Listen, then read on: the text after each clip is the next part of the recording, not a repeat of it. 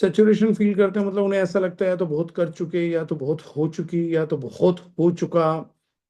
फिर इस बीच मीम्स दिखते हैं, बहुत अच्छे अच्छे वीडियोस भी नेटवर्क मार्केटिंग पे बनते हैं। बहुत सारे लोगों ने मुझे भी क्वेश्चन किया कि लोग नेटवर्क मार्केटिंग का मजाक बनाते हैं, और ऐसा हो भी रहा है। मैंने भी वीडियोस देखी हैं, और वीडियोस अच्छी भी हैं, मजाक की भी हैं। तो ऐसा नहीं है कि उनको देख के हंसी नहीं आती, हंसी भी आती है। और ऐसा भी नहीं कि झूठ है, सच पर भी है, सत्य भी है। यहां से इंपॉर्टेंस ऑफ बिगनिंग बिग मैं बताऊं, उससे पहले ये बात मैं क्यों कवर कर रहा हूं वो भी आप लोगों को बताऊंगा। बहुत से लोगों को लगता होगा कि जो भी मीम या वीडियो बन रही है वो नेटवर्क मार्केटिंग का मजाक बना रहे हैं, या वो नेटवर्क मार्केटर्स का मजाक बना रहे हैं। बट मैं आप लोगों को एक बात बताना चाहूंगा, वो जो मीम्स बन रही हैं या जो बन रहा है, वो ना नेटवर्किंग का मजाक है, ना नेटवर्कर्स का मजाक है। वो कुछ नेटवर्कर्स के प्रति मजाक है। और कुछ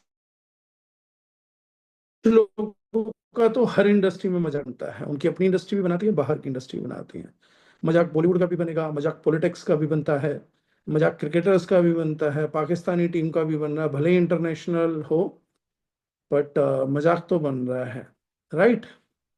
मजाक सबका बनता है, बनेगा भी, क्योंकि लोगों को उतना ही करना आता है।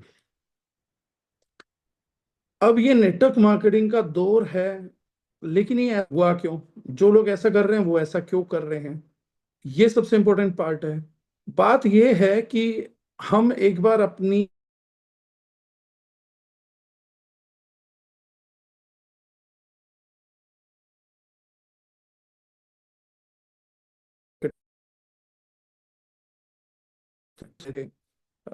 जिनकी सरकमस्टेंसेस भी उनके साथ थे, मेरे एक एक शब्द को बड़े ध्यान से सुनिएगा, जिनके सरकमस्टेंसेस उनके साथ थे, परिस्थितियां भी उनके साथ थी, वो खुद भी लाइफ को बेहतर समझ रहे थे, मेहनत में बड़ी शिद्दत से लगे हुए थे, डिसिप्लिन थे, एकाग्र थे, कंसंट्रेशन बहुत बढ़िया थी, फोकस बहुत क्लियर था, और सिचुएशंस भी साथ थी, लक भी साथ था। ऐसे बहुत से लोग अपनी लाइफ में कमाने वाली एज तक आते आते बहुत अच्छा अपनी लाइफ में कर जाते हैं, बहुत सारे लोग। कुछ उसमें से सेलिब्रिटी भी बन जाते हैं, कुछ क्रिकेटर बन जाते हैं, कुछ अच्छे डांसर, कुछ अच्छे सिंगर, कुछ अच्छे एक्टर्स, कुछ आईएएस, कुछ आईपीएस, कुछ एसएसबी क्लियर करते हैं, कुछ अपने स्टेट के बोर्ड्स क्लियर कर लेते हैं, कोई आईआईटी क्लियर कर देता है, कोई आईएम क्लियर कर लेता है। एक बड़ी पॉपुलेशन, जो कि लायक लोगों की बोलूं तो उसमें से 85 to 90% लोग, जिनकी परिस्थिति और किस्मत साथ दे देती है, लायक लोगों में से 85 to 90% लोग इस एज तक अपने आप को सेटल कर लेते हैं। अब बचते हैं नालायक और 10% लायक। इस कॉम्पोजिशन को आप जब समझेंगे तो आपको मेरी बात की ट्रेनिंग समझ आ पाएगी, अदरवाइज वो समझ ही नहीं आ पाएगी। आपको लगेगा कि ये सब बातें जैसे पहले भी लगी ना, लोगों की बातें की मोटिवेशनल है, वो समझा नहीं पाए कि ये सब जो भी ट्रेनिंग बताई जा रही, जो भी करने को बोला जा रहा है, बोला क्यों जा रहा है, उसके पीछे का फैक्ट नहीं दे पाए। अब बचती है हमारे पास वो पॉपुलेशन जिसमें 10% लायक लोग हैं, जिनकी या तो सिचुएशन साथ नहीं रही, परिस्थिति सही नहीं थी कि वो कर तो बहुत कुछ कर सकते थे, करना भी चाहते थे, लेकिन परिवार में हालत इतनी खराब हो गई कि 10वीं के बाद कमाना चालू कर दिया, किसी ने 8वीं के बाद कमाना चालू कर दिया, कोई 12वीं तक भी बेचारा इंतजार नहीं कर पाया, उसे कुछ ना कुछ कमाना चालू करना पड़ा, कोई पार्ट टाइम काम कर रहा था। तो ये ऐसा नहीं कि बच्चा फोकस नहीं था, टैलेंटेड नहीं था, कंसंट्रेशन नहीं थी, डिसिप्लिन नहीं था, सब अच्छा था, लेकिन सिचुएशन साथ नहीं थी इसके। इसमें हमारे माँ बाप भी हैं, बहुत सारे लोग मिडिल एज भी हैं, ओल्ड एज भी हैं, जो बहुत टैलेंटेड लोग हैं, लेकिन जिनके पास सही समय पे प्लेटफॉर्म सही नहीं था, सरकमस्टेंसेस नहीं साथ दे पाए उनका। और बहुत सारे हैं, जैसे आज की तारीख में महिलाओं के लिए मैं स्पेशली बोलता हूँ, मार्केट काफी ओपन हुई है बहुत, या मैं ये नहीं कहूँगा सब जगह ओपन हो गई, अभी हुई है। फीमेल्स के लिए मार्केट बहुत क्लोज थी 10-15 साल पहले। उनका अपना अस्तित्व ढूंढना भी मुश्किल था, डिपेंडेंट अस्तित्व था मेजोरिटी में। अ, ये नहीं, मैं उस आशावादी में नहीं बोलता हूँ कि बुरा वक्त था, बुरा वक्त नहीं था, बट हाँ, वक्त हमेशा अच्छा होता है, थोड़ा इधर उधर होता है। कुछ लोगों के साथ किस्मत नहीं थी, उन्होंने एग्जाम्स दिए, किसी वजह से रह गए, कुछ क्लियर हुए, तो ऐसा बहुत सारी वजह बनी। लेकिन इन 10-15% लोगों में से भी 70-80% क्राउड को अच्छी प्राइवेट कंपनीज कंज्यूम कर लेती हैं। उन्हें लायक लोग हैं, जब भी प्लेटफॉर्म मिलेगा मेहनत करेंगे, जब भी मिलेगा मेहनत करेंगे, नई लर्निंग्स करेंगे, करप्शंस नहीं करेंगे, जहां से प्लेटफॉर्म मिलेगा वहीं से किस्मत बदल देंगे। ऐसे 10 से 15% लोग हैं। अब टैलेंटेड लोग पूरे इंडिया में बामुश्किल जो कुदरत पैदा करती है वो 2 से 4% ही करती है। आज आपको बहुत कुछ समझा रहा हूं, और उसके बाद अगर आपकी सोचने का तरीका बदलेगा तो आप में से हर व्यक्ति सफल भी हो सकता है। कुदरत पैदा करती है 2 से 4% सफल लोग। कैसे पैदा करती है? कोई दिमाग की कमी नहीं देती, कोई चीजें कमी नहीं देती। हर व्यक्ति में दो अनुभव होते हैं, एक होता है कंफर्ट जोन का अनुभव, एक होता है काम करने का अनुभव। आज ही मैं किसी से फोन पे बात कर रहा था, तो मैं उनको बोल रहा था, तो वो बोल रहे थे कि मेरी एज हो गई यार 48, और बोले काम करते करते करते करते बहुत काम किया लाइफ के अंदर, 48 एज हो गई, अब क्या करा मैं, अगर कल मैं मर भी जाऊं तो क्या फर्क पड़ेगा, जिंदगी तो जी नहीं पाया, पूरी लाइफ काम करा। तो मैंने उन्हें बोला कि सर, जिन लोगों को काम से प्यार हो जाता है ना, क्यों काम के अलावा कुछ नहीं कर पाते अपनी लाइफ में, काम काम काम काम काम करते रहते हैं, मैंने कहा उनके पास ना एक लंबी यात्रा होती है। ऐसा नहीं है कि आप बाहर नहीं घूमे हैं, आपने मटर गश्तियाँ नहीं करी हैं, आपने रेहड़ी के गोलगप्पे नहीं खाए हैं, या फालतू की काम नहीं करे हैं, इसका मतलब आपने कुछ करा ही नहीं है। आपको इस हद तक अगर काम से प्यार हुआ तो आपकी एक लंबी जर्नी है, जिसमें आपने बहुत कुछ एंजॉय किया होगा, बहुत हर्ट हुए होगे। और मैंने कहा जब आप हर्ट हुए होगे तो आपने संकल्प किया होगा कि मैं कुछ बड़ा करके दिखाऊंगा। फिर जब वो बड़ा करके अचीवमेंट की होगी, यार दोस्तों को दिखाया होगा, रिश्तेदारों को दिखाया होगा, तो जो उसका मजा आपको आया होगा, उसी ने आपका काम के प्रति प्यार पैदा किया होगा। मैंने कहा अब क्या है कि आपको काम करते करते अचीवमेंट्स इतनी हो गई होंगी लाइफ के अंदर कि जो वो किसी को दिखाना था ना, वो बहुत पहले हुआ होगा और बहुत पीछे छूट चुका है, इसलिए अब आपको ये लगता है कि काम कर लिया अब लाइफ खराब हो गई। मैंने कहा हर बंदे को लगता है ये। कुछ लोगों को लगता है हमने मटर गश्ती बहुत करी स्कूल में कॉलेज में, जिंदगी खराब हो गई। कुछ लोगों को लगता है कि हमने काम बहुत करा, जिंदगी में मटर गश्ती नहीं करी, जिंदगी खराब हो गई। मैंने कहा दोनों लोगों को जब थोड़े समय कुछ भी करते हुए हो जाता है तो दूसरे का पहलू सुंदर लगने लगता है। कुछ लोगों को लगता है यार थोड़ी आवारा मटर गश्ती भी करनी थी, अब लोग बोलते हैं दोनों का बैलेंस बनाइए।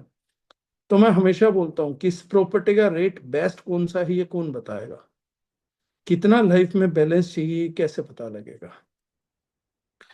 माँ बच्चे से ज्यादा प्यार करती है, बच्चा माँ से ज्यादा प्यार करता है, ये किस इंस्ट्रूमेंट पे नापे हैं? ये सब नापने लायक चीजें नहीं है, ये सब कैलकुलेट हो भी नहीं सकते। तो लाइफ कैसे भी जाए, किस तरफ भी जाए, वो रहता है। तो कुदरत दो तरीके की चीजें आपको देती है। 95 to 97% लोगों को देती है कंफर्ट जोन, जिनकी एक आइडियोलॉजी होती है, जिनको हम बचपन से बोलते हैं एंटाइटलमेंट एटीट्यूड। एंटाइटलमेंट एटीट्यूड का मतलब होता है कि ये दुनिया की समस्त अच्छी चीजें मेरे लिए बनाई गई हैं, और मैं इनका अधिकारी हूं। मतलब अगर मैं आज आके किसी आदमी को बोलूं कि आपको देश का प्रेसिडेंट बनाया जाता है या प्राइम मिनिस्टर बनाया जाता है, तो शायद कोई आदमी मना करेगा कि मैं इतने लायक नहीं हूँ। बनाया जाएगा तो शायद ऐसे मन दिखाने के लिए, तो अरे नहीं नहीं नहीं, कहाँ कहाँ कहाँ, वो चाहेगा एक दो बार हाथ पैर जोड़ ले ताकि मेरी बात रह जाए। लेकिन वो एक ऐड आता था कैडबरी का, मन में लड्डू फूटा, तो वो मन में लड्डू जरूर फूटेगा कि हाय कोई मुझे पीएम बना दे, कोई मुझे प्रेसिडेंट बना दे, कोई मुझे बॉलीवुड का हीरो बना दे, कोई बॉलीवुड की हीरोइन बना दे, कोई मुझे इंटरनेशनल क्रिकेटर बना दे। ये मन में लड्डू सबके फूटता है। ये क्यों लड्डू फूटता है हमारे मन में, क्यों हम उस व्यक्ति की तलाश में हैं जो कोई कुछ आके हमें बनाएगा? क्योंकि हम एंटाइटलमेंट एटीट्यूड में जी रहे हैं कि मैं दुनिया की पैदा होने के कारण ही अपनी नजर में ही समस्त अच्छी चीजों के काबिल हूं। तो मैं अपने कॉलेज में बोलता था ये बात। तब मुझे ये नहीं पता था कि मैं एंटाइटलमेंट एटीट्यूड की बात करता हूँ, तब इतनी नहीं थी। लेकिन मैं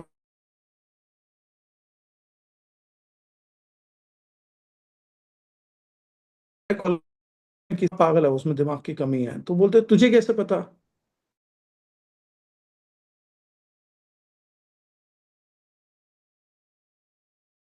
मुझे आगे नहीं। तो तेरे जैसा लड़का छोड़ के उसके साथ अफेयर करती कभी? तो लड़के बड़े खुश होते थे। तो मुझे एक फ्रेंड ने कहा कि तू सबको ये क्यों बोलता है? मैंने कहा क्योंकि इसको लगता है कि ये कॉलेज के सबसे स्मार्ट, सबसे एक्सीलेंट, सबसे वन बी बैचलर्स हैं। तभी तो ये आके बताते हैं कि उसका उसके साथ अफेयर हो गया। ये इतना गुणगान क्यों गा रहे हैं? क्योंकि इनको लगता है उस लड़की ने गलती कर दी इनके साथ अफेयर ना करके। तो मैंने कहा मैं बोल देता हूँ इनको बेचारों को कि भैया वो लड़की बेवकूफ है, क्योंकि इनको भी बेवकूफी लगती है वो, कि अगर इनको छोड़ के कोई लड़की किसी और के साथ अफेयर कर ले तो बेवकूफी है, क्योंकि उन्होंने हीरे जैसा लड़का छोड़ दिया। मैंने कहा चाहे अपने आप इनमें कोई गुण ना हो, ना ये देखेंगे ना मेरे कहे पे देखने वाले हैं। तो मैंने कहा इसलिए मैं इनको ये बोल देता हूँ कि हाँ वही बेवकूफ है, इनकी हाँ में हाँ मिला देता हूँ मैं। इनकी अंतरात्मा इनसे कह रही होती कि वो लड़की पागल है, तो मैं बोलता हूँ हाँ लड़कियां होती ही पागल है। और ये जनरल स्टेटमेंट है जो आप सुनेंगे ना लड़कों के, जनरल स्टेटमेंट है, एक दूसरे कोट करते रहते हैं भाई भाई की तरह। ये किस चीज का फल है? ये फल है एंटाइटलमेंट एटीट्यूड का, that everything should be mind, right. 95 to 97% लोग पूरी लाइफ, आप यकीन नहीं करेंगे, पैदा होने से मृत्यु तक इस चीज के बाहर नहीं आ पाते। उन्हें हमेशा ऐसा लगता है मुझे बहुत मिलना चाहिए पर मिला नहीं। एक और मैं यहाँ पे बात करूंगा एग्जाम्पल की, जो आप लोगों को समझने में थोड़ा आसान रहे। मैं बहुत अपनी लाइफ में मोरल, एथिकली मोरल बहुत बहुत टाइम तक नहीं हूँ जितना पहले था, बट एथिकली मोरली में बहुत लंबा चला। मैं आज भी ऐसा नहीं बोलूंगा कि मैं अनएथिकल हूँ या मोरल हूँ, थोड़ा बैलेंस्ड पर्सनैलिटी हूँ। लेकिन एक टाइम पे हार्डकोर डेडिकेटेड था, और एक लंबा टाइम था का।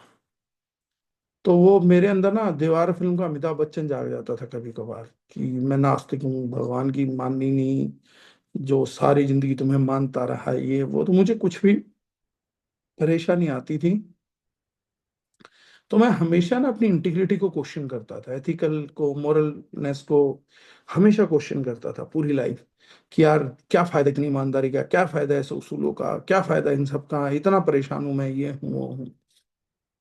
तो मेरे को लगा कि भगवान है या नहीं, मैं इसको इस चीज से जोड़ता था कि ऊपर वाला है भी, मतलब हम जैसे लोग क्यों परेशान हैं अगर ऊपर वाला है तो। फिर एक बात पढ़ता था जो जिंदगी भर कभी ध्यान नहीं दी, फिर एक दिन ध्यान दी, शास्त्रों में लिखी हुई बात, जहां भगवान ने खुद लिखा है कि सत्य परेशान हो सकता है, पराजित नहीं हो सकता। तो मैंने कहा हो, हमारी नकारात्मकता में मैंने इस चीज का कभी ध्यान ही नहीं दिया कि ये तो ऑलरेडी डिक्लेयर्ड है भाई, तो आप परेशान तो हो सकते हो, ये भगवान खुद बोल रहा है। आप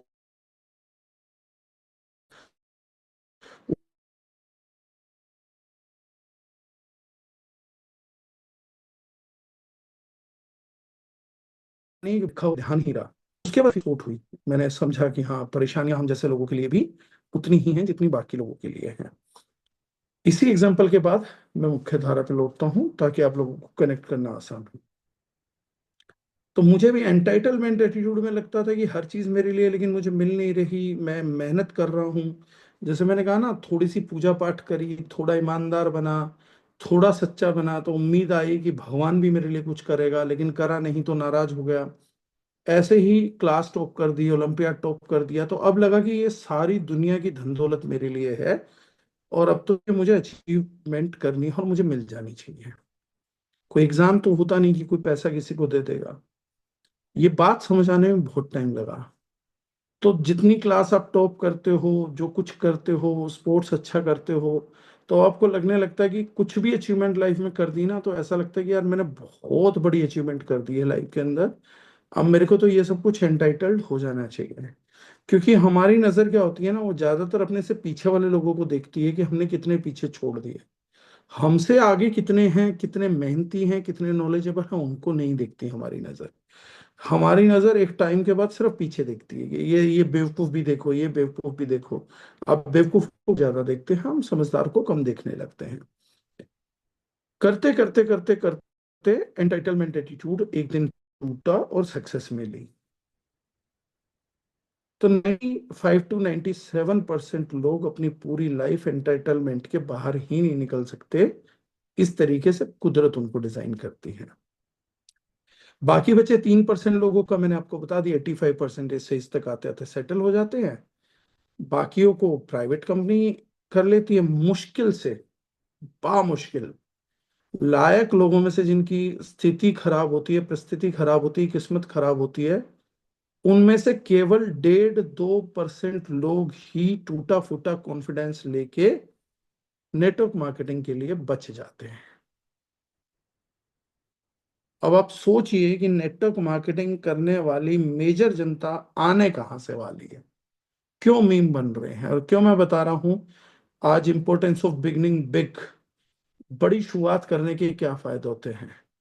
अब मुझे काम करना है किन लोगों के साथ? उन लोगों के साथ जो बचपन से ही एंटाइटलमेंट एटीट्यूड में है। और हर 1,000 आदमी पे मुझे 2 या 3 लोग केवल ऐसे मिलेंगे जिन लोगों में ग्रेटिट्यूड होगा, बाकी चीजें होंगी, जिनके पास जेन्युइन एथिक्स होंगे, जेन्युइन फीलिंग्स होंगी, जो बेचारे अब तक सक्सेस नहीं हो पाए हैं क्योंकि उनके साथ सिचुएशन नहीं रही, या जब वो सीरियस हुए तब तक उनके प्लेटफॉर्म्स, पढ़ाई वाले प्लेटफॉर्म्स और क्रिकेट खेलने वाले बाकी सब प्लेटफॉर्म्स निकल चुके थे। ऐसे मुझे 1,000 में से 2 या 3 लोग ही केवल मिलेंगे जिन्हें मैं बोल सकता हूँ फ्यूचर लीडर, मतलब जो कामयाब होने के लिए एक्चुअली नेचर द्वारा तैयार है। बाकी बचा मेरे पास 95 to 97% लोग जो सिर्फ उम्मीदों के भरोसे हैं। कुछ हो गया तो कुछ हो जाएगा, कुछ नहीं हो पाया तो कुछ नहीं होगा। ना इन्हें जीत से फर्क पड़ता है, ना इन्हें हार से फर्क पड़ता है, ना इस महीने की क्लोजिंग से फर्क पड़ता है। बस ये एवरेज कैसे भी जिंदगी में दाल रोटी मिलती रहे, ये भगवान भरोसे जीने वाले लोग हैं। जब ये क्राउड हमारे साथ आके जुड़ता है, इसको हम गलती से अपनी नेटवर्क मार्केटिंग टीम बोलते हैं। अब ये क्राउड जोड़ने के अलावा हमारे पास कोई चारा भी नहीं है, क्योंकि मैं बहुत ज्यादा बड़ी मात्रा में आईएएस आईपीएस भर्ती नहीं कर सकता। ये जरूर है कि कुछ आईएएस कुछ आईपीएस मेरे साथ नेटवर्क कर सकते हैं, कुछ अच्छे एसएसबी वाले कर सकते हैं, कुछ अच्छे रैंक होल्डर कर सकते हैं। हमारे साथ बहुत आईआईटी के लोगों ने भी करा, बहुत आईएम के लोगों ने भी करा है, डॉक्टर्स ने भी नेटवर्क करा है। ऐसा नहीं है, कमिश्नर्स ने भी करा है, प्रतिष्ठित लोगों ने भी करा। लेकिन वो नेटवर्क वैसा होता था कि वो जुड़ते थे, कुछ लोग इंट्रोड्यूस करते थे। वो हार्डकोर नेटवर्किंग में जितने आईएएस आईपीएस आज तक आए होंगे, अच्छे रैंक होल्डर आए होंगे, तो मेरी नजर में जो मेरा पर्सनल एनकाउंटर है वो 60-70 लोगों से ज्यादा का नहीं है। एक टाइम था 2005, 6, 7 जब हमारी टीम में 80-90% लोग, और जो पुराने हैं जो कनेक्टेड है उन आप लोगों को बता रहा हूँ, बड़ा गौर से बात सुनिएगा तो आपका नेटवर्क बहुत तेजी से बढ़ाने में और किस एरिया में काम करने में फायदा वो बताता हूँ। हमारे नेटवर्क में 80-90% लोग जो थे वो इंजीनियरिंग कॉलेजेस के और मेडिकल कॉलेजेस के बच्चे थे, आईआईटी से थे, आईएम से थे। और वो ना केवल हमारी इंडस्ट्री का गोल्डन टाइम पीरियड बोला जाता है। उस टाइम जो एथिक्स, जो मोरल, जो मेहनत, जो एजुकेशन, जो प्रेजेंटेशन, इस इंडस्ट्री का था ना, तो एक टाइम अपने पीक पर थी कि लोगों को लगा था कि शायद आईएएस आईपीएस भी छोड़ के यहाँ जुड़ जाएंगे। बहुत पीक क्राउड था।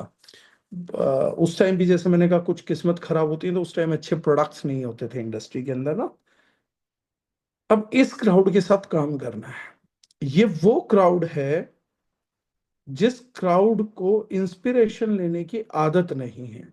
ये वो क्राउड है आपके साथ जुड़ने वाला जिस क्राउड को बड़ी अचीवमेंट्स या तो किस्मत के भरोसे हाथ लगती हैं, या ये उसको संभव मानते हैं। यानी आप 99.99% क्राउड जिससे बात करेंगे, और अगर कभी आपने उनकी मेंटालिटी को बड़ा करने की कोशिश करी, कुछ उनकी सोच को बड़ा करने की कोशिश करी, तो वो सबसे पहले आपके सामने दो तीन चीजें ले आएंगे। पहली चीज है एंटाइटलमेंट एटीट्यूड, कि ये तो मुझे तो वैसे ही मिल जाना चाहिए।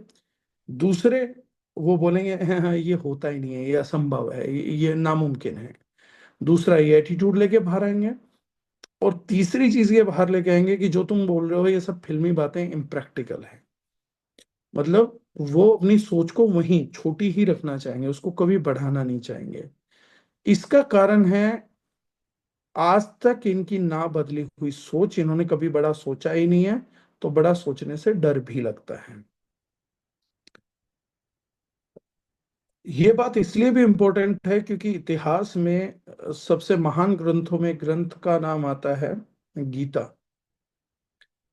अगर आप गीता सार पढ़ेंगे तो खुद भगवान श्री कृष्ण ने अर्जुन को गीता में ज्ञान दिया था कि परिवर्तन संसार का नियम है। आप चाहो या ना चाहो, आपको चेंजेस को अडेप्ट करना पड़ेगा। मतलब अर्जुन भी स्वयं चेंजेस के लिए तैयार नहीं था। आप जैसे इंसानों को छोड़ दीजिए, हमें अपना अहंकार त्याग देना चाहिए। अगर मुझे लगता है कि मैं भी शायद चेंज के लिए तैयार नहीं हूं, तो मैं बताना चाहूंगा कि हम क्या चेंजेस के लिए तैयार नहीं है, अर्जुन भी तैयार नहीं है। और आप एक बार सोच के देखिए कि महाभारत के युद्ध में अर्जुन ने बोल दिया मैं खून कर दूंगा, मैं लाशें गिरा दूंगा, मैं सर काट दूंगा, हमारा राज्य नहीं है, हमसे अधिकार छीना जा रहा, पता नहीं कितनी बातें करी, तब जाके ये युद्ध हुआ। उधर भीम ने कहा कि मैं दुशासन की छाती चीर के लहू पीऊंगा, मतलब ऐसी ऐसी इतनी बातें हो गई। और जब अर्जुन महाभारत के युद्ध में पहली बार पहुंचा, तो उसने कहा अरे कोई राजपाट नहीं चाहिए, गलती हो गई, ये सब तो बेकार है, क्या करूंगा राजपाट लेके, ये मर जाएगा, वो मर जाएगा, फिर बचेगा ही क्या, क्यों सिंहासन चाहिए। मतलब जब वास्तविक स्थिति सामने होती है, जब रियल सिचुएशन सामने होती है, तो बड़े से बड़ा धुरंधर के भी हाथ कांपते हैं, वो भी कंफ्यूज होते हैं। तो ये चेंज को अडेप्ट ना कर पाना, ये सब ना कर पाना, ये तो महारथियों से भी नहीं हो पाया। जो करता है, वो सोच के देखिए कितना बड़ा आदमी है। जो चेंज को अडेप्ट करता है, जो स्वयं को चेंज कर पाता होगा, वो कितना बड़ा आदमी होगा। जो काम अर्जुन स्वयं से नहीं कर पाया, जिसके लिए उनको भगवान श्री कृष्ण की जरूरत पड़ी, अगर कोई व्यक्ति स्वयं को बदल पा रहा है, तो वो कितना बड़ा आदमी बनने का टैलेंट रखता है। इसलिए प्रकृति बोलती है कि इसने अर्जुन से कम योद्धा पैदा नहीं करे हैं। लेकिन कुछ लोगों ने अपने आप में उतना यकीन ही नहीं दिखाया कि मैं अर्जुन से बड़ा युद्ध कर सकता हूँ। चाहे वो फिजिकल युद्ध हो, चाहे वो फाइनेंशियल युद्ध हो, कोई भी युद्ध किया जा सकता था बड़े लेवल का। अब दो तरीके की विचारधाराएं निकलती हैं। एक विचारधारा निकलती है जो बचपन से हमें कहानी पढ़ाई गई है, और वो बड़ी सपोर्ट करती है कहानी। हमारे को एक कछुआ था, एक खरगोश था, दोनों के बीच में रेस लगी, भागे दोनों।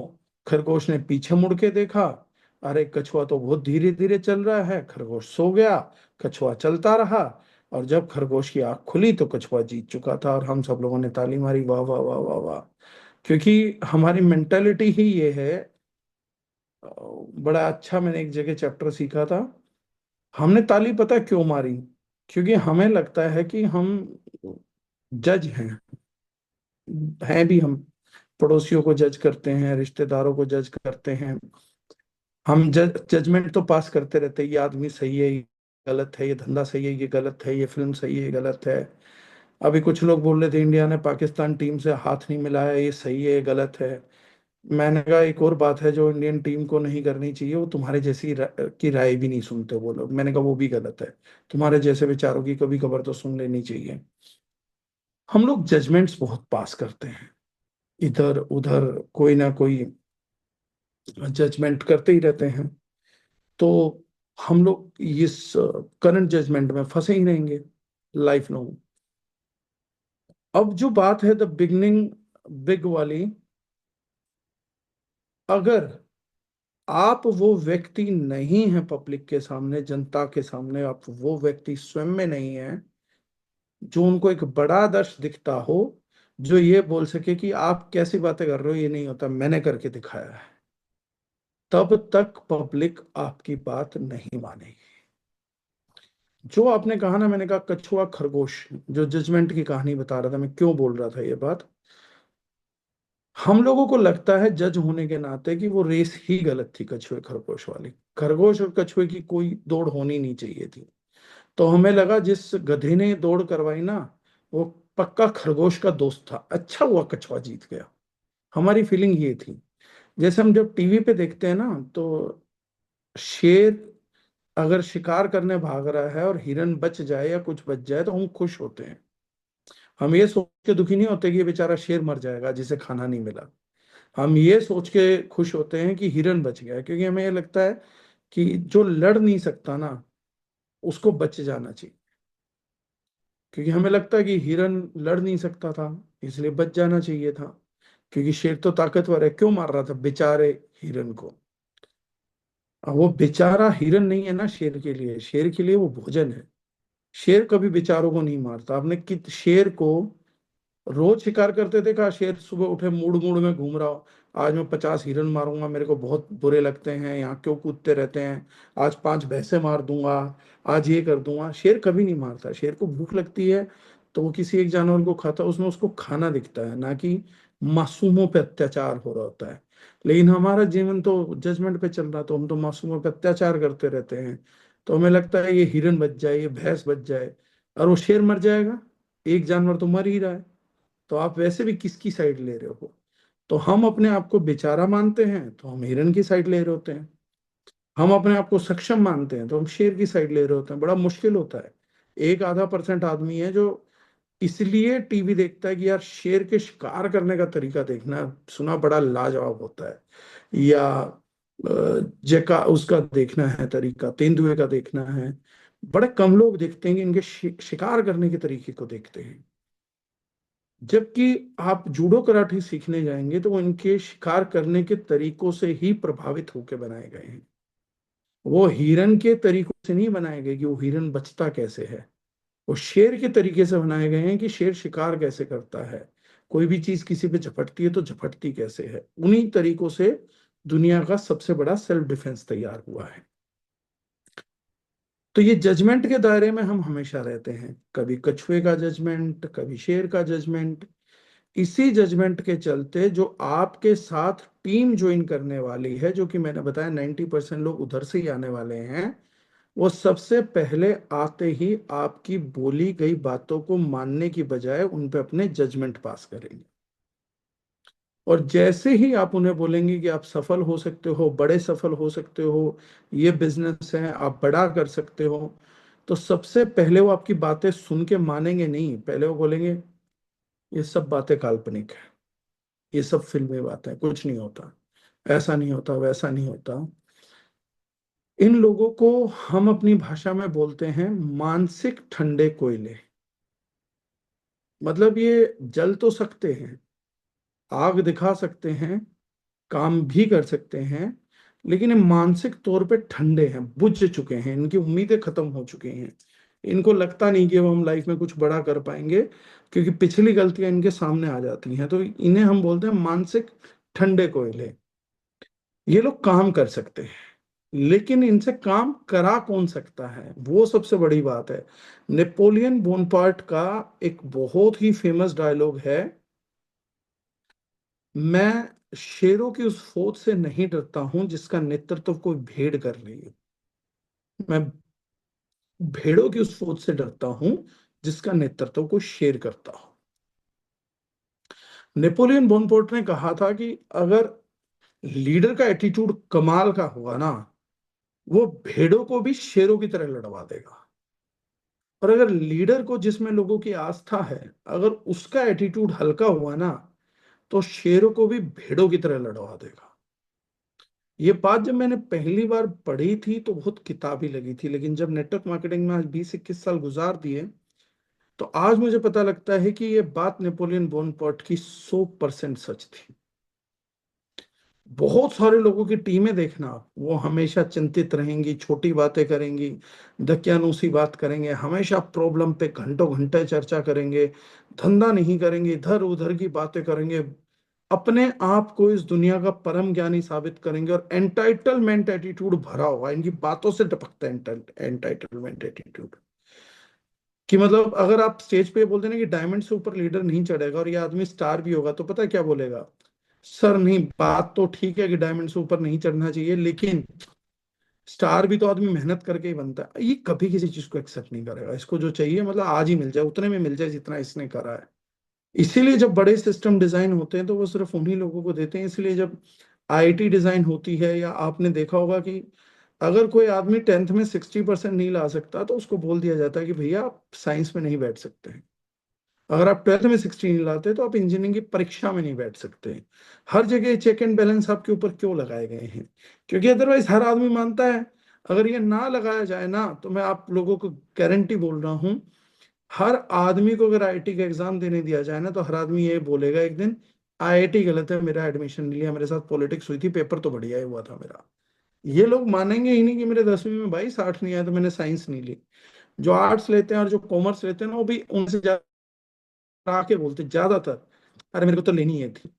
अरे आपको लेनी इसलिए ये थी कि आपको मिल ही नहीं रही थी। कितने लोगों को, मैं नहीं मानता मुझे 10वीं में ये पता था कि साइंस और इकोनॉमिक्स में क्या फर्क है। मुझे तो सिंपल सी एक चीज पता थी, मुझे पैसा कमाना है। सबसे मुश्किल स्ट्रीम साइंस, उसमें मुश्किल स्ट्रीम इंजीनियरिंग, इंजीनियरिंग में सबसे मुश्किल स्ट्रीम इलेक्ट्रॉनिक्स, बस ये कर लो तो पैसा आ जाएगा। मैं सबसे मुश्किल का चुनाव कर रहा था। मैं ये तो चुन ही नहीं रहा था कि मुझे क्या आता है क्या नहीं आता। मुझसे कोई पूछता बनना क्या चाहते हो, तो बनना तो मैं क्रिकेटर चाहता था। एक टाइम एयरफोर्स पायलट बनना चाहता था, एक टाइम पे क्रिकेटर बनना चाहता था। तो कर तो मैं ये रहा था। तो किसी को नहीं मालूम होता, इसीलिए ये चेक एंड बैलेंस लगा दिए गए। नेटवर्क मार्केटिंग में आप अपनी टीम में चेक एंड बैलेंस नहीं लगा सकते हैं। तो आपकी टीम के जो ठंडे कोयले आएंगे, जब आप उनसे बात करेंगे कि भैया आपको बड़ा अचीव करना है, हम बड़ा कर सकते हैं, ये बिजनेस है, इसमें अचीवमेंट्स करनी है, तेजी से आगे बढ़ना है, तो ये आदमी आपको खरगोश और कछुए वाली कहानी सुनाएगा और बोलेगा फास्ट एंड कंसिस्टेंट का नहीं, स्लो एंड स्टडी चलते हैं। शुरुआत स्लो एंड स्टडी होनी चाहिए। आज कुछ भी स्लो एंड स्टडी नहीं बचा, आज कोई भी बिजनेस स्लो एंड स्टडी नहीं बचा है। आप रिलायंस करने का धंधा देखिए, वो जिस धंधे में आते हैं तो वो क्या कोशिश करते हैं, चाहे जेब से पैसा लग जाए, 10-20 हजार करोड़ लग जाए, लेकिन जियो पहले या दूसरे साल में ही मार्केट में नंबर 1 या नंबर 2 आना चाहिए। रिलायंस कैसे बना? अगर आप मुझे सब लोग एक बात सोच के बताइएगा पूरी ईमानदारी से, अगर आप लोगों की खरगोश और कछुए वाली कहानी सच है, तो रिलायंस नंबर 1 कंपनी कैसे है भारत देश की?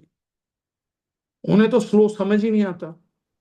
उनके पिताजी को समझ नहीं आता था, धीरू भाई अंबानी को। वो क्या बोलते थे, 500 रुपए का मोबाइल सबको दे दो, फिर मार्केट पकड़ लो, डिसरप्ट कर दो मार्केट को। उनका बिजनेस करने का एक ही एथिक्स था, चाहे पैसे में आग लगे, मार्केट तबाह कर दो, मार्केट तबाह कर दो। तबाह कर दो मतलब दूसरों की मार्केट से ज्यादा मार्केट अपनी पकड़ में आनी चाहिए। आज रिलायंस एयरटेल के बाद दूसरे नंबर पे आ गया। एयरटेल ने 29 साल मेहनत करी है, स्लो एंड स्टडी। जियो ने 1 साल मेहनत में सेकंड नंबर ले लिया। कैसे ले लिया? सोच कि तेज दौड़ना ही होगा। पीछे कहावत बनी जो हम लोगों में से 90% लोग सुनते ही नहीं, फर्स्ट मूवर से ज्यादा फास्ट मूवर एडवांटेजियस है। कि अगर आप फर्स्ट मूवर है, आप पहली बार कुछ यूनिक लेकर आए हैं बाजार में, और अगर आप नहीं बेच पाए, तो जो ज्यादा जल्दी बेच जाएगा फास्ट मूवर, वो ज्यादा तरक्की कर जाएगा। फर्स्ट मूवर से फास्ट मूवर ज्यादा इफेक्टिव हो चुका है, आज की तारीख में फास्ट मूवर ज्यादा इफेक्टिव है। कछुए पुरानी बातें हो गई यार, स्लो एंड स्टडी बहुत पुरानी बात हो गई। वो कछुआ जीता भी था ना, तो मैं तुम्हें बता रहा हूँ, कम से कम अकबर के आने से पहले जीत गया होगा, अकबर के आने के बाद नहीं जीत पाया कछुआ। आज भी रेस लगवा लो, आज भी नहीं जीत सकता कछुआ, हो ही नहीं सकता वो। और अगर कुछ कछुए जीते भी होंगे तो कछुए मर चुके हैं। और अगर वो खरगोश जो सोए थे ना, तो सारे खरगोशों ने कहानी सुन ली, अब कोई खरगोश नहीं सोता, वो सीधा जीतता और जीतने के बाद सोता है। इतने कोई खरगोश पागल थोड़ी ना कि 2025 तक सो ही जा रहे हैं, सो ही जा रहे हैं, उन्हें रेस जीतनी नहीं है। खरगोश रेस में भागेगा तो इतनी तो अकल है ना कि भाई कछुए को कितनी देर में हरा देगा, 4-5 सेकंड में हरा देगा। इतना क्या कछुए के साथ मीलो तोड़ना है उसे? तो ये सब बुलशिट बातें हैं। आज की थ्योरी है well begun is half done. तगड़ी शुरुआत आपको आधी जीत दिला सकती है। आप कुछ भी बिजनेस स्टार्ट कर रहे हैं तो आधी जीत दिला सकती है। नेटवर्क मार्केटिंग में मैं बोलता हूं well begin is only done, half done नहीं है ये। अगर आपकी शुरुआत तगड़ी नहीं है ना, आप शुरुआत बड़ी नहीं कर पा रहे हो, भयंकर नहीं कर पा रहे हो, तो आपका नेटवर्क मार्केटिंग में सफल होने का चांस बहुत कम रह जाएगा। और अगर आप में से कुछ लोग बोलते हैं कि मेरी शुरुआत नहीं हो पाई, तो मैं कहूंगा कि अगले मंथ को नए तरीके से डील करिए, 1 तारीख को, कि यार दोबारा अपनी गलती को मानिए, पब्लिकली मानिए, अपनी अपलाइन के सामने मानिए कि यार पिछली बार ना मैं गलती कर गया। नेटवर्क मार्केटिंग का सुनहरा चांस है, मैंने इस कंपनी को नाम ही दिया था Darjeeling, to begin from zero every time. पूरा पुनर्निर्माण की प्रक्रिया की दोबारा खड़ा करते हैं, दोबारा चीज करते हैं। मानो अपने आप से गलती की, यार पिछली बार मैं अपने करियर में अपने बिजनेस को लेकर उतना सीरियस नहीं हो पाया, इस बार मैं सीरियस हूँ, देन इट वर्क्स। आपको जो कुछ करना है जिस दिन से सीरियस होके करोगे, उस दिन के बाद से बड़ा करना ही पड़ेगा, ये बहुत जरूरी चीज है। बिजनेस एकदम से बढ़ते बढ़ते बढ़ते दिखना चाहिए, ताकि जब आपकी टीम के वो कमजोर एंटाइटलमेंट एटीट्यूड के लोग आए, तो आप उन्हें बता सकें कि जीवन में हासिल सब कुछ होता है, लेकिन इतनी मेहनत करनी पड़ती है। और ये मैं कोई किताब पढ़ के नहीं बोल रहा है, मैं अपने दम पे बोल रहा हूँ। जिस दिन मैंने बिजनेस स्टार्ट किया, ये देख, जिस दिन मैं सीरियस हुआ उस दिन मेरे ये हालात थे। ये देख मेरा पहला महीना, ये देख मेरा दूसरा महीना, ये देख मेरा तीसरा महीना, 3 महीने में मैंने कहानी बदल के रख दी थी। अगर आपकी स्टोरी ये इंस्पिरेशन लाइव डाल सकती है, तो बॉस आपको तो इस इंडस्ट्री में कोई रोक ही नहीं सकता। अगर आप सोच रहे हैं कि दूसरों की कहानियों से या बाकियों की चीजों से आप कामयाब होंगे, तो वो होने वाला नहीं है। इसलिए मैंने बोला था the importance of beginning big. क्या ताकत है शुरुआत करने में। मैं बोलता हूं, जब जागो तभी सवेरा वाली कहावत कर लो। जब जागो भाई, मैं इस दिन सो के जागा। कोई आदमी बोले इससे पहले क्या कर रहा था, इससे पहले भी तो कंपनी में था। जैसा मैं जिंदगी में था, जैसा मैं स्कूल में था, जैसा मैं कॉलेज में था, वैसे मैं कंपनी में था। अपॉर्चुनिटी तो थी, प्लेटफॉर्म पे खड़ा तो था। ऐसे बहुत से लोग होते हैं, उनमें से एक मैं हूं, कि डीजे के आगे कितनी भी देर खड़े रख लो, 1 घंटा खड़े रख लो, पैर हो सकता नाचने के लिए हिलेगा तो 1 घंटे बाद हिले, ना तो ना भी हिले। तो डीजे फ्लोर पे खड़े होने से कोई डांसर नहीं बन जाता। अच्छा संगीत चल रहा तो कोई डांसर नहीं बन जाएगा। अच्छा डांस करने के लिए, संगीत करने के लिए पैर हिलाना जरूरी है। जब आप डांस फ्लोर पे थे, आपने कब नाचना चालू किया, उससे तय होगा कि आप कितना बढ़िया नाचे, कितने बढ़िया नहीं नाचे, क्या आपका स्टेमिना है और क्या आपका स्टेमिना नहीं है। ये बहुत सिंपल एंड शॉर्ट बात है। तो आप ये बोल सकते हैं कि मैं इतने टाइम प्लेटफॉर्म पे था लेकिन सीरियस नहीं था। सीरियस में इस डेट से हुआ, ये देख मैंने डायरी में लिखा, ये देख मैंने उस दिन अपने आप को कमिट किया। और उस कमिटमेंट के बाद तू देख मेरा पहला महीना, तू देख मेरा दूसरा महीना, तीसरा महीना। आप लोगों को नेटवर्क मार्केटिंग में, मैं आज बात बताता हूँ, आप लोगों की ये मीटिंग ट्रेनिंग शायद जिंदगी भर के लिए सफल हो जाएगी। 99% लोग नेटवर्क मार्केटिंग में बड़ी टीमें बनाना चाहते हैं। जितने भी असफल लोग हैं, 1 लाख लोगों की टीम, 2 लाख लोगों की टीम, 5 लाख लोग, सब असफल लोग हैं। और जितने सफल लोग हैं उनमें से एक मैं हूं। मैंने जिंदगी में कभी बड़ी टीम नहीं बनाना चाहिए। मैंने बनाई है 17 लाख लोगों की हाईएस्ट टीम बनाई है, उससे ज्यादा तो कभी नहीं बनाई, लेकिन मेरी जो हाईएस्ट टीम रीच गई है वो 17 लाख इंडिविजुअल लोगों तक गई है। वो टीम मैंने नहीं बनाई, ये भी आज बता रहा हूँ। मेरी टीम में 17 लाख लोग थे, मैंने नहीं बनाई थी। मेरा एक ही फोकस रहता है, गिनती के 10 कोर लीडर्स खड़े करने अलग अलग लाइफ में। मैंने जीवन में और कुछ नहीं किया। मैं सिर्फ एक सिंपल चीज करता हूँ, आदमी चुनता हूँ, 10 टॉप नॉच आदमी चुनता हूँ। या तो उनकी बुद्धि पहले से देखता हूँ कि इसकी बुद्धि बड़ी है, बढ़िया है, सरकमस्टेंसेस का शिकार है। अगर मुझे कोई ऐसा आदमी मिल जाता है जो सिर्फ परिस्थिति के आगे हारा हो, लेकिन खुद हारा हुआ ना हो, उस व्यक्ति को तुरंत पिक कर लेता हूँ कोर टीम के लिए, कि ये मेरे लिए सबसे उपयुक्त व्यक्ति है। ये बड़ा तो सोचता है लेकिन बेचारे को बड़ा मौका नहीं मिला, तो कोई बात नहीं, मेरे साथ रहेगा, इसे बड़ा मौका देंगे, बड़ा प्लेग्राउंड देंगे, इसे खिलाएंगे खूब। दूसरा, मैं उन लोगों को चुनता हूं जिनकी सोच तो बड़ी नहीं है, लेकिन मैं उनसे बातें करता हूँ, बहुत बातें करता हूँ। मैं जिन लोगों को कोर में रखता हूँ ना, उनसे बहुत बातें करता हूँ, मैं बहुत बातूं नहीं हूँ। उनके दिमाग में इतनी बड़ी बड़ी बातें ठोकता हूँ, इतनी बड़ी बड़ी बातें ठोकता हूँ, और कम से कम हर आदमी को, जब तक मेरे 10 लोग पूरे नहीं हो जाते, 20-30 चांस तो मैं देता ही हूँ कि मैं इनकी सोच बड़ी करूंगा, इनकी सोच बड़ी करूंगा। कभी किसी दिन देखूंगा कि बड़ा निवाला खा पाता है नहीं खा पाता, तो वो एक डोनट आता है ना इतना बड़ा, तो मैं डोनट उसके मुंह के सामने रख के रखता हूँ, तो वो इतना मुंह खोलेगा, आ, आ, आ, फिर मैं देखता हूँ किसी दिन क्या इतना बड़ा मुंह खोल पाएगा कि इसको निगल पाए। अगर वो आदमी उस दिन उस चीज को निगल गया तो मेरे लिए वो होता है कि ये बड़ी सोच का आदमी, इसको पिक कर लो। जिस दिन मेरे 10 व्यक्ति मेरी टीम में पूरे हो जाते हैं, मैं शायद ही किसी 11वें व्यक्ति पे लाइफ में ध्यान देता हूँ। अगर कोई बहुत ही एक्सेप्शनल मिल गया तो जरूर उसको टीम का हिस्सा बनाता हूँ। उसके बाद मैंने लाइफ में सिर्फ एक ही काम किया, 10 कोर टीम मेंबर्स को हायर करता हूँ अलग अलग लेग में, कि मैं भी पैसा बनाने आता हूँ तो मुझे भी पैसा बनाना, और मुझे बात कहने में कभी कोई शर्म नहीं आती। उनको भी पैसा बनवाने लाया हूँ। और फिर मैं फोकस करता हूँ कि उन लोगों का मेंटल स्टेट बड़ा करके, उनमें ग्रेटिट्यूड देके, एटीट्यूड देके, इन 10 लोगों के चेक बनाने पे ध्यान दो। इन सब लोगों के ड्रीम क्या है, 1 लाख का है, 2 लाख का है, 3 लाख का है, और मुझे ये होता है कि अगर मेरी कोर टीम का चेक का ड्रीम है 1 लाख, तो मैं इसे 2 लाख के चेक तक इसके साथ लग के लगातार मेहनत करूंगा। 2 लाख के चेक के बाद मैं इसको छोड़ दूंगा, भाई अब तू खुद कर, क्योंकि डबल चेक तक आ गया। फिर रिस्क लेता हूँ। फिर इन 10 में से एक दो आउट हो जाता है, फिर मैं एक दो को भर्ती कर लेता हूँ, पहले से ढूंढ ढांड के रखता हूँ थोड़ा बहुत कि ये सुटेबल कैंडिडेट है। मैंने कभी भी 10 लोगों से ज्यादा की टीम अपनी लाइफ में नहीं बनाई। फिर उन 10 लोगों ने अपने 10-10 लोगों की टीम बनाई, तो उनसे कभी कभार मीटिंग करता था। फिर उन 10 लोगों ने आगे 10-10 लोगों की टीम बनाई, तो मैक्सिमम मेरा पेनिट्रेशन 1000 लोगों से ज्यादा कभी नहीं रहा। एक इंसान कभी 10 लाख 1 लाख लोगों की टीम नहीं संभाल सकता।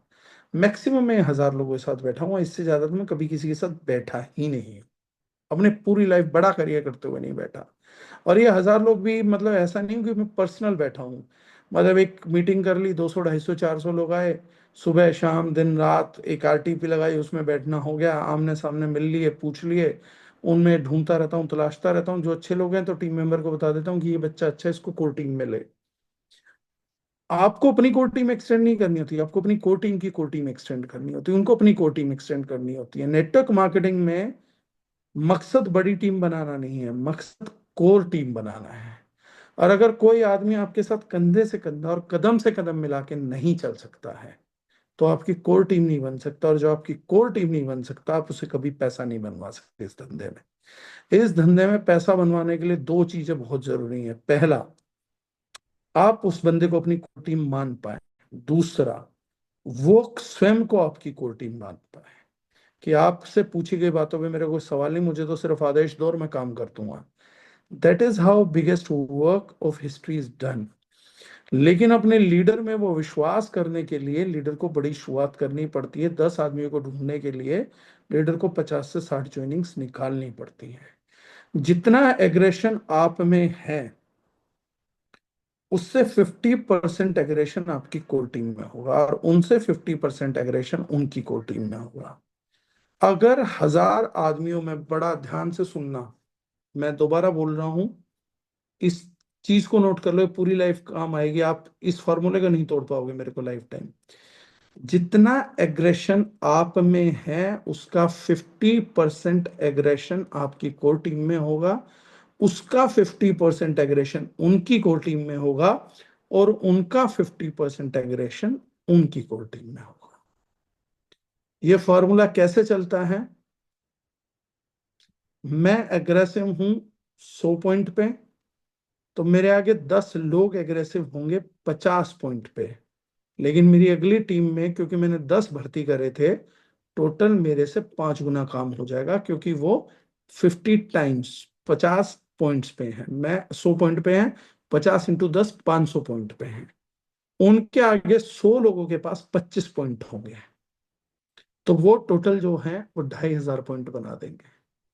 उनके आगे 1000 लोगों के पास 12.5 पॉइंट होंगे, वो 12,500 बना देंगे। मेरा पैशन मल्टीप्लाई तभी होता है। अगर एक आदमी सोचे कि मैं अगले आदमी से काम चलाऊंगा, एक ही कोर टीम में भर्ती करूंगा एक ही व्यक्ति को, तो उसके पास एग्रेशन होगा 50%। आप पूरी जिंदगी एक ही प्रॉब्लम से जूझते रहेंगे कि मैं बहुत पैशनेट हूं, मेरे आगे मेरी टीम पैशनेट नहीं है, क्योंकि आपसे सीधा आधा हो गया। कोर टीम है तो आधा हो गया, अगर कोर टीम नहीं है तो उतना भी नहीं मिलेगा। अगर आपने 2 लोग भर्ती करे तो आप कहेंगे जितना पैशन मेरे पास है उतना इनके पास है, वो भी कम कम है, दोनों को मिला के बनता है, तो भी आप परेशान रहेंगे। लेकिन जिस दिन 10 लोग आपसे आधे पैशन के भी आपकी टीम में हो गए, उस दिन आपको लगेगा कि काम तो हो रहा है, थोड़ा बहुत सही ऊपर नीचे होता है, लेकिन काम बढ़िया होता है। आपको टोटल अपने पैशन का जिस दिन 12,000 से 14,000% मिल गया, आपकी कामयाबी कोई नहीं रोक सकता। पैशन कम होता रहेगा, लेकिन अगर आपका पैशन ही 10 पॉइंट का है, तो आपकी टीम में 10 बंदे हैं, उनका पैशन 5-5 पॉइंट का है, तो 50 ही होगा। उसमें कोई बहुत बड़ा फर्क पड़ने वाला नहीं है, और नंबर कहीं पहुंचने वाला ही नहीं है। और आपका पैशन सिर्फ एक ही चीज दिखा सकती है, जब आप फील्ड में थे तब आप कैसे दौड़ते थे, आप कैसे काम करते थे, आपने कितने पेपर प्लान दिखाए, आपने कब पहली प्रेजेंटेशन दिखाई, आपने कितनी कन्वर्जन निकाली, आपने अपना इंडिपेंडेंट स्टेशन कब चलाया। ये सारे सवाल आपकी डाउनलाइन आपसे पूछती रहती है, जो मुंह पे नहीं पूछती, लेकिन उनके दिमाग में सवाल चलते रहते हैं। अगर किसी को ये पता हो ना कि यार मेरी जो अपलाइन है, इस बंदे ने रिकॉर्ड तोड़ दिया था पहले महीने में ना, 150 प्लान दिखाए थे, 200 प्लान दिखाए थे, 10वें प्लान से इस बंदे ने खुद कलम पकड़ ली थी।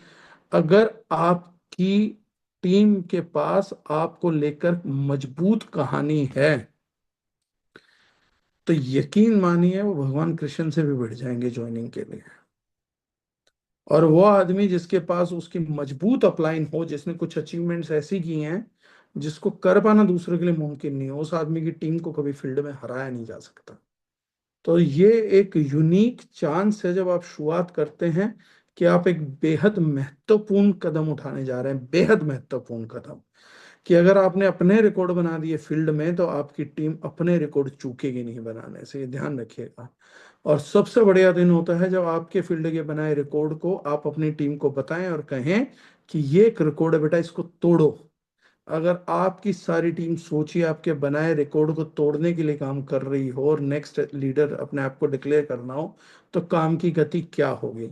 और अगर आप ही उनको बताओ कि भैया देखो, मैं तो कछुए का समर्थक हूँ, मैंने पहले 6 महीने में 5 प्लान दिए थे, एक ज्वाइनिंग निकाली थी, बेटा इस रिकॉर्ड को तोड़ो। तो वो कहेंगे सर ये रिकॉर्ड तो हम आराम से तोड़ देंगे, हम आपने 6 महीने में 5 प्लान दिखाए थे, हम 6 साल में 5 दिखाएंगे। आपने एक ज्वाइनिंग उठाई थी, हम 12 साल में एक ज्वाइनिंग उठाएंगे। अब बताओ रिकॉर्ड टूटा या नहीं टूटा। क्योंकि ये रिकॉर्ड स्लो मूविंग का रिकॉर्ड था। स्लो मूविंग का रिकॉर्ड स्लो मूवर से टूटेगा, फास्ट मूविंग का रिकॉर्ड फास्ट मूवर से टूटेगा।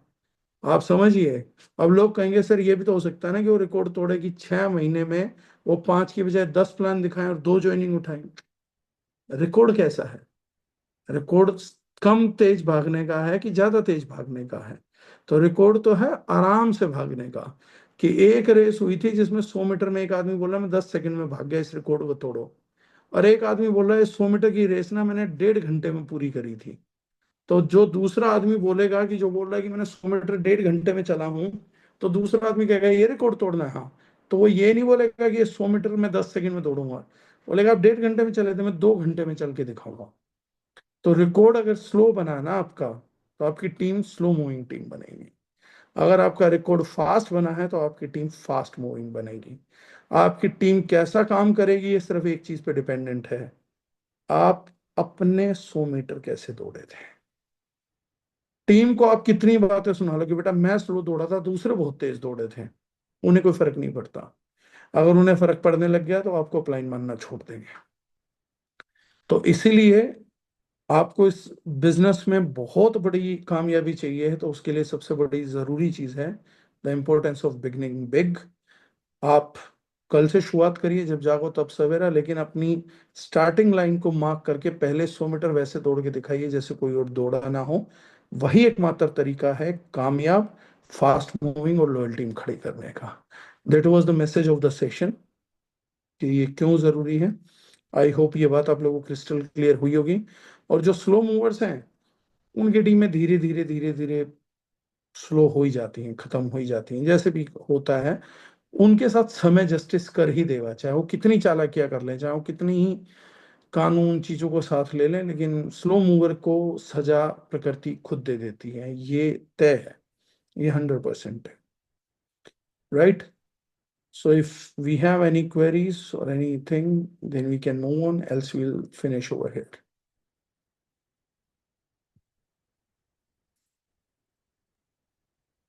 Thank you sir, thank you so much. आपने बहुत ही जबरदस्त सेशन दिया सर, मैं तो नोट डाउन किया हूँ। काफी कुछ नया सीखने के लिए सर हमें मिला है, खास करके क्या? मुझे। बाकी लोगों ने सर कितना नोट किया सर मुझे नहीं पता।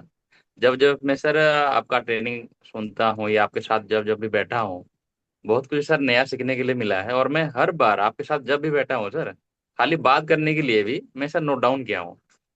पहले हम्म। से अभी तक का मेरे पास सब है। तो सर मुझे कुछ जो थोड़ा सा मैं सर रिव्यू कर दूंगा यहाँ पे। जी। आज के सेशन में जो जो सर हमें सीखने के लिए मिला, कि टीम को भी थोड़ा बहुत मिल जाएगा। 1 या 2% में सर हमें आना है, पहला।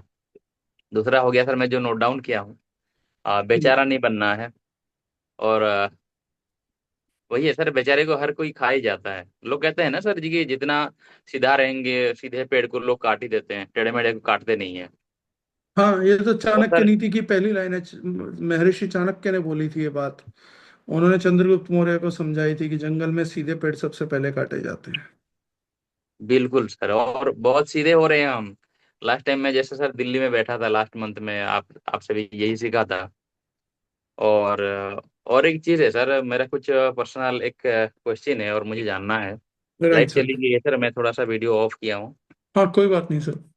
जी, जैसे सर आपने बताया कि सर टीम को बड़ा बनाना है, या अ, जैसे 10 कोर टीम हमें बनाना है।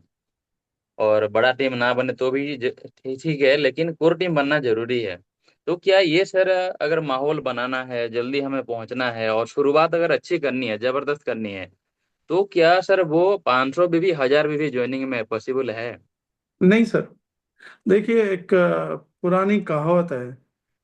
आप जंगल के अंदर कैसा जानवर ला रहे हैं, वो वैसा एनवायरनमेंट भी लेके आएगा। एक बड़ी पुरानी कहावत है, अगर आप अपने फार्म हाउस पे मुर्गे पालेंगे ना, तो आपको बीट ज्यादा मिलेगी, थोड़े अंडे थोड़ी बीट मिलेंगी। आप अगर घोड़े पालेंगे ना, तो एक अलग माहौल मिलेगा। आप शेर पालेंगे तो अलग माहौल मिलेगा। आप एक बड़े जंगल से जानवरों का झुंड लेके आ रहे हैं, कैसा जानवर लेके आना है वो आपको देखना पड़ेगा। वो 500 1000 बीवी से नहीं होता। मैं ये भी मानता हूं कि कोई व्यक्ति आएगा वो 200 बीवी में भी कमाल कर देगा, लेकिन ज्यादातर लोग अगर इसी हथियार को, इसी कमजोरी को अपना लें कि हर आदमी में सर मुझे वो आदमी दिख रहा है जो 200 बीवी में कमाल कर देगा, तो या तो आपकी आंखें खराब हो गई, या नहीं तो आपका दिमाग खराब हो गया, आपका कुछ तो ठीक नहीं चल रहा है। अदरवाइज आदमी अगर मजबूत है तो उसको एंट्री भी थोड़ी सी ताकतवर देनी चाहिए। मुझे आज भी याद है सर, जब मैंने नेटवर्क मार्केटिंग स्टार्ट करी थी तो 2005 में स्टार्ट की थी। मैंने 45,000 रुपए से ज्वाइन किया था बिजनेस को, 45,000 एट 2005। आज तो नेटवर्क मार्केटिंग में कोई 45,000 से ज्वाइन कर लेना तो वो समझता है कि वो अगले दिन ही कामयाब हो जाना चाहिए, इतना बड़ा अमाउंट मानते हैं 2025 में। मैं कॉलेज कर रहा था, जेब में पैसे नहीं होते थे, 0 रुपए पॉकेट मनी थी हमारी, जीरो। तो मुझे पता लगा कि इस बिजनेस को, मैंने पूछा कि चलो ये बिजनेस शुरुआत करनी है, पैसा कमा लेंगे, ये समझ आ गया। मेहनत करनी पड़ेगी, ये भी समझ में आ गया। लेकिन ये बिजनेस ज्वाइन कैसे करूं जो ज्यादा प्रॉफिट हो? तो मेरी अपलाइन ने मुझे बोला 15,000 की एक ज्वाइनिंग है, और कोई प्रोडक्ट नहीं मिलता था उस टाइम पे, सूट लेंथ और एक घड़ी। और 3 बार ज्वाइन करोगे तो 3 सूट लेंथ 3 घड़ी, ये मिलता था हमारे को। तो मेरी अपलाइन ने मुझे बोला कि 45,000 रुपये से स्टार्ट करोगे, 3 कोड से स्टार्ट करोगे ना, तो अच्छा बेनिफिट आएगा। मैंने उस टाइम पे प्राइवेट ट्यूशंस पढ़ाए हैं, मतलब 5 दिसंबर 2005 की ज्वाइनिंग है मेरी। तो आप देखोगे तो उस टाइम पे मैंने बहुत सारी ट्यूशंस पढ़ाई हैं, बहुत सारी। तो सुबह कॉलेज जाने से पहले प्राइवेट होम ट्यूशन देने जाता था, फिर रात को आता था। इसीलिए सर 2025 तक मेरा सर्वाइवल भी है। जिन लोगों को जाते ही पैसे निकल गया, जिनसे पैसे नहीं निकल पाए ना, वो एंट्री कर पाए, एंट्री बाद में कर भी ली उन्होंने किसी इन्फ्लुएंस में आके, तो काम भी नहीं कर पाए। कि वो मांग वांग के पैसे जैसे मर्जी, बहुत लेट इन्फ्लुएंस हो पे। तो मुझे लगता है कि अगर आदमी करने वाला है, आप उसे चैलेंज फेंकोगे तो वो करके आएगा सर। हमने प्राइवेट ट्यूशन पढ़ पढ़ के, पढ़ा पढ़ा के करी है। करना था इसलिए करा है, और इसलिए आज तक टिके भी हुए हैं। इसलिए छोड़ने की कभी हिम्मत भी नहीं हुई। बहुत से लोग बोलते हैं कुछ नहीं होगा तो छोड़ देंगे। छोड़ने के लिए भी हिम्मत चाहिए होती है सर, हमारी हिम्मत नहीं हो पाई है। हमें ये पता था कि हम यहाँ तक आए कैसे हैं, ये ज्वाइनिंग कितनी मुश्किल से करी है। तो that is how it is done.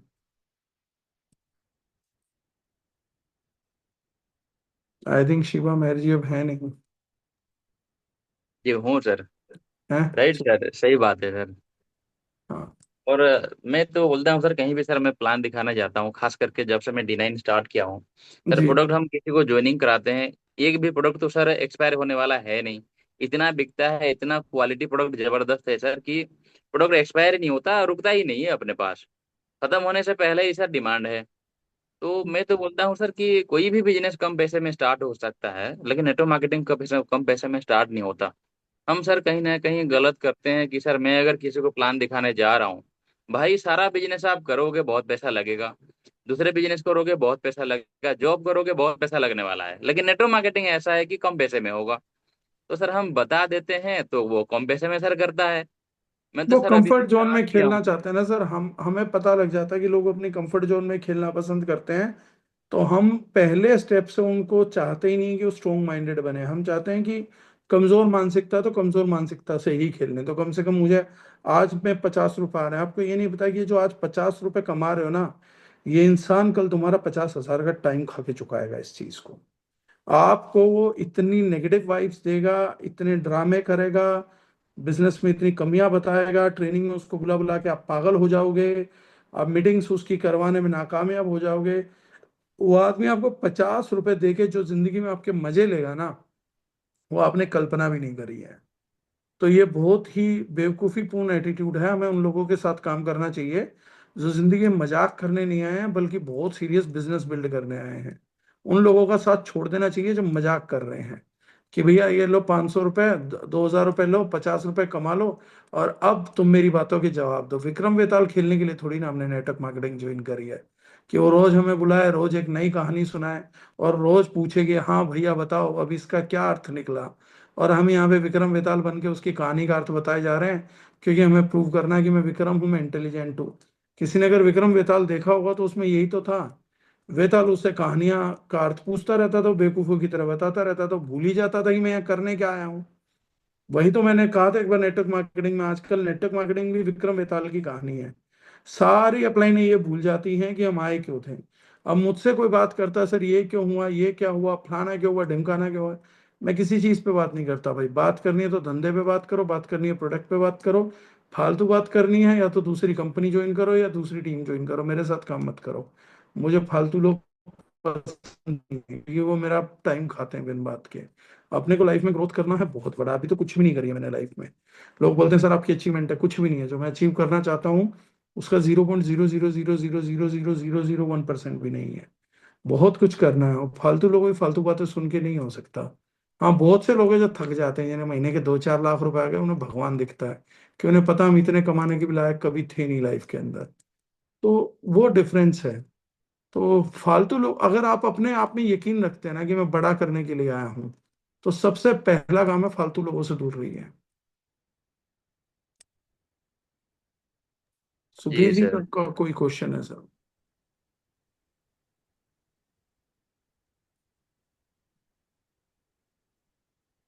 Tripathi ji को अनम्यूट कर दीजिएगा सर। Yes sir.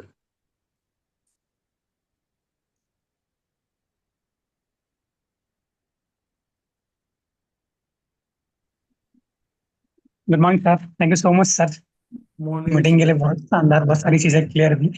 हाँ सर, एक चीज पूछना था मेरे को। जैसे आपने बताया कि कोर हमें बनाना चाहिए, तो जी। एकदम स्पेसिफिकली क्या क्वालिटीज होनी चाहिए कोर्स की, मतलब किन चीजों पे हमें ध्यान देना चाहिए किसी को सेलेक्ट करने से पहले कोर के लिए। जवान होनी नहीं चाहिए, कान चार होने चाहिए, हाथ पांच होने चाहिए और काम के प्रति समर्पित होना चाहिए। अपलाइन के सामने अगर जबान खुल जाए तो कोर नहीं हो सकता। मतलब अगर तुम्हारा भी दिमाग चल रहा है और अपलाइन का भी दिमाग चल रहा है तो या तो दोनों में ही दिमाग नहीं है या दोनों ने ही एक दूसरे के अगेंस्ट में काम करने की जिद ठान ली है। Team is one mind and many hands. Team is not many minds and one hand. बड़ा सिंपल है, मैं बोलता हूँ अपनी भाषा में बोलता हूँ। अगर मेरे सामने कोई दिमाग चला रहा है, मेरे दिमाग से नहीं चल रहा, मुझे नहीं पता। हर आदमी सही और गलत फैसले लेता है, जितेंद्र डागर भी सही और गलत फैसले लेता है। लेकिन कोर टीम वो है जिसने सही और गलत में हाथ मिलाना है, आगे बढ़ना है। कई बार सही फैसले ले जाएंगे, कई बार गलत फैसले ले जाएंगे। मेरा सिद्धांत जीवन में है, मैं अपने आप को ना बहुत इंटेलिजेंट मानता हूँ और ये बिल्कुल नहीं मानता, ओपन रिकॉर्डिंग में बोल रहा हूँ कि मैं सारे फैसले सही लेता हूँ। लेकिन मेरी कोर बनने के बाद अगर मेरे अगेंस्ट में दिमाग लगाया गया तो तुम उसी दिन बाहर हो। मैं नहीं झेलता, मैं फालतू लोगों झेल। अगर मैं राजा होता ना और मेरे सामने इतना किसी ने करा होता तो मैं वो वाला राजा होता जिसपे हर साल पब्लिक के 10-20 आदमियों को सूली पे चढ़ाने का इल्जाम लगता। मैं इसलिए चढ़ा देता, किसी ने दिमाग चलाया था मेरे आगे बोल गया तो मरवा दिया, राजा बनता। मुझे अगर राज करना है तो मुझे अपने राज्य में फालतू दिमाग लगाने वाले आदमी नहीं चाहिए। मैं दुश्मनों से लड़ सकता हूँ, आक्रमण कर सकता हूँ, बगावत नहीं झेलनी मुझे, मैं पागल नहीं हूँ। ऐसा आदमी मुझे जिंदा नहीं रखना, इतना मुझे मानववादी आदमी नहीं बनना कि यार आप किसी आदमी को सिर्फ इसलिए आपके अगेंस्ट चला गए मरवा दिया। हाँ, नहीं तो फिर लोगों को भड़काता, कहानियां सुनाता, मरवा दिया, बढ़िया करा। आज क्योंकि वो राज नहीं है, तो आज है राज, आउट कर दो उसको, बाहर भेजो। साइंटिस्टों की theory, out of sight out of mind, धक्के मारो निकालो, फेसबुक से भी निकालो। आप, मेरा फेसबुक है, मेरा फेसबुक क्लीन अप लगभग रोज चलता होगा। अगर मैंने किसी आदमी की इन्वेस्टमेंट कंपनी वाली पोस्ट देख ली, बाहर, टक, छुट्टी जयराम जी की, नहीं जानता, चलो जी निकलो। तो बहुत सिंपल है मेरी लाइफ में। मुझे छोटी बुद्धि वाला आदमी, आज भी आप मेरे से छोटी बात करके देख लो, कितने भी खास आदमी, बात ही नहीं करूंगा, वहां से उठ के चला जाऊंगा या दो बातें उल्टी सुना दूंगा। मेरे कानों में अगर छोटा विचार पड़ा तो या तो मैं वहां नहीं रहूंगा या वो आदमी वहां नहीं रहेगा, दो में से एक चीज फाइनल है। तो ये बहुत जरूरी है। कोर टीम अगर आपके खिलाफ आवाज उठा सकती है, काहे की कोर टीम, मार दो इस कोर टीम को, कोई फायदा नहीं इस कोर टीम का। तो पहली क्वालिटी तो ये है कि surrender to the applying should be at of the strongest level, कि भैया हमारा समर्पण अंत है बिल्कुल। ये पहली क्वालिटी होनी चाहिए, और फिर उसके बाद अप्लाइंग मेहनत तो करा ही लेगी, बड़ा सिंपल है। समझ गया सर। आस्था पहली चीज है सर, आस्था करती है चमत्कार। अर्जुन को कृष्ण में क्या थी, क्या करा था कृष्ण ने अर्जुन के लिए? कृष्ण के अर्जुन में आस्था थी। कृष्ण बताते गए आपको क्या क्या करना है, अर्जुन करता गया और युद्ध जीत गया, यही तो है। आस्था का तो खेल है सारा का सारा।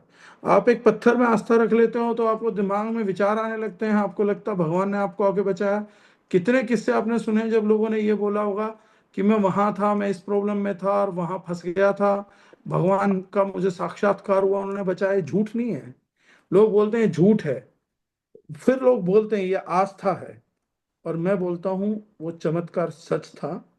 और ये भी सच बात है कि आप बोल रहे हैं वो आस्था थी। आस्था से चमत्कार हो सकता है, गणित से व्यापार हो सकता है। तो जो कोर टीम होती है वो आस्था से चलती है सर। इसीलिए तो ज्यादातर जो लोग गणित के धनी रहे वो नहीं कर पाए। धीरू भाई अंबानी को अपने अंदर, स्वयं के अंदर बहुत बड़ी आस्था थी, आप पता करिए। लोगों के अंदर धीरू भाई अंबानी बहुत आस्था रखता था, उसे अपनी कोर टीम पे इतना भरोसा था, उनके लिए जीता मरता था। इसीलिए तो हो गया चमत्कार। धीरू भाई अंबानी के परिवार को आज भी कोई छोड़ने को तैयार नहीं है पूरी लाइफ में। तो आस्था सबसे बड़ा चमत्कार है सर।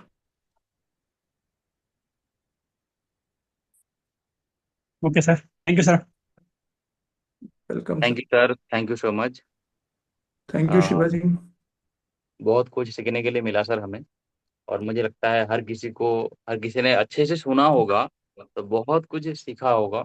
और अपने लाइफ में, अपने ऐसी बिजनेस में इसी महीने से बहुत बड़े लेवल पे हम काम कर सकते हैं। आपका आज्ञा हो तो सर यहीं पे प्रोग्राम को क्लोज करें, या और कोई क्वेश्चन आंसर लें sir?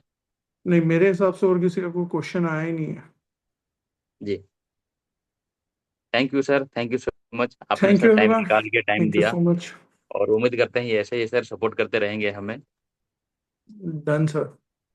Thank you sir, thank you so thank much, you. Thank you everyone.